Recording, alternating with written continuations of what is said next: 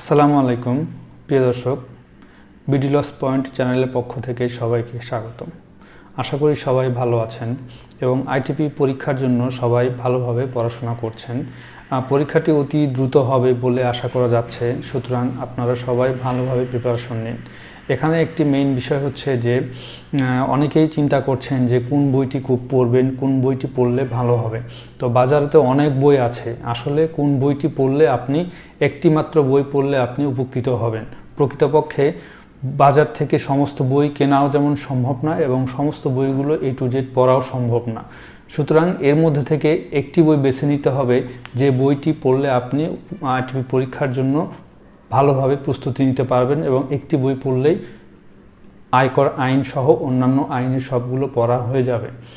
তো সুতরাং এমন একটি বইয়ের লিঙ্ক আমি আমার কমেন্টে দিয়েছি, যে বইটি লিখেছে ইমতিয়াজ স্যার এবং উনি অত্যন্ত সহজ, সুন্দর এবং সাবলীল ভাষায় আইনগুলো বোঝানোর চেষ্টা করেছেন।